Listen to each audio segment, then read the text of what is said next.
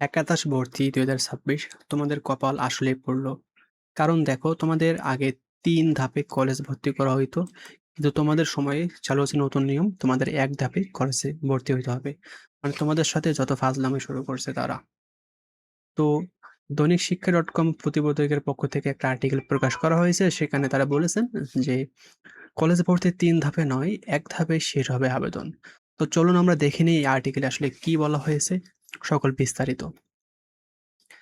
তো এখানে বলেছে একাদশ শ্রেণীতে ভর্তি প্রক্রিয়ায় বড় ধরনের পরিবর্তন আসছে।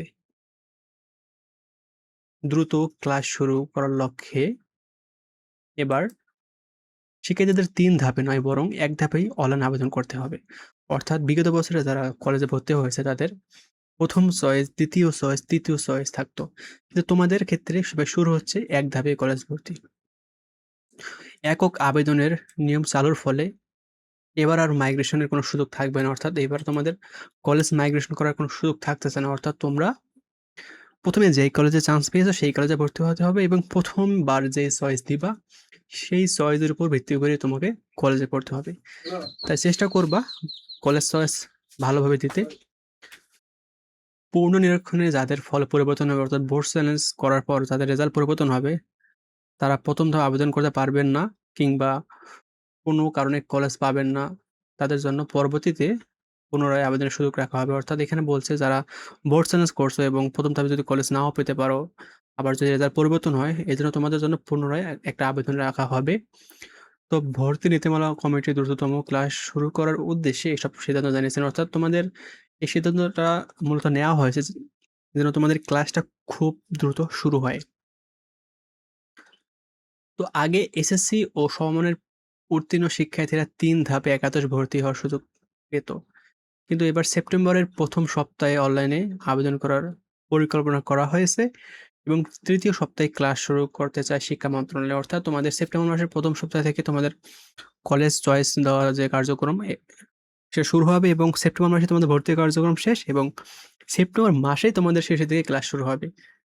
এবং বোর্ড চ্যালেঞ্জের ফল প্রকাশের পর যাদের ফল পরিবর্তন হবে, সেই শিক্ষার্থীদের জন্য আরেক দফা আবেদনের সুযোগ থাকবে। অর্থাৎ তোমরা যারা বোর্ড চ্যালেঞ্জ করছো এবং তোমাদের রেজাল্ট পরিবর্তন হয়েছে বা ফেল থেকে পাস আসছে তারা কলেজ চয়েস দেওয়ার একটা সুযোগ পাবা।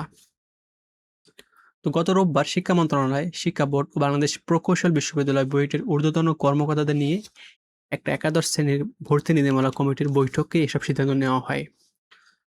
তো এখানে বলছে আবার যে ১ম ধাপে সবাইকে জিপিএ এর ভিত্তিতে কলেজ পছন্দের সুযোগ দেওয়া হবে।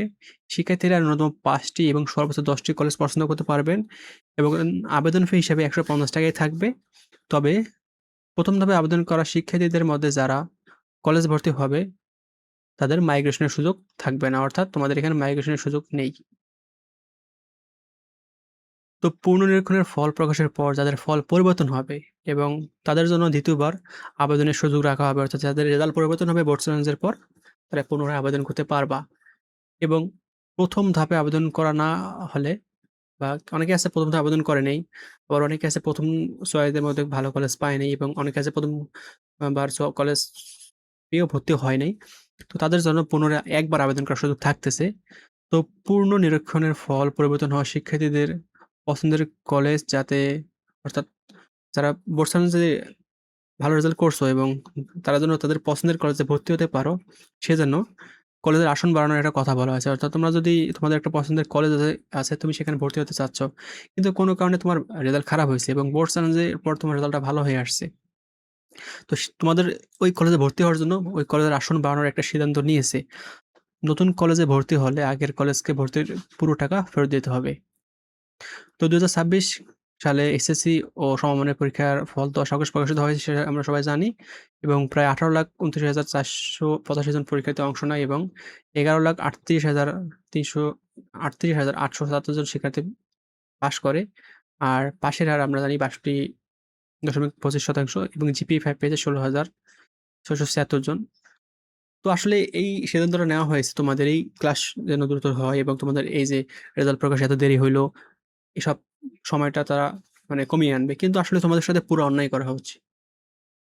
তো ভিডিওটা এ পর্যন্ত এবং নেক্সট আপডেট তোমাদের খুব দ্রুত জানানো হবে। ধন্যবাদ সবাইকে।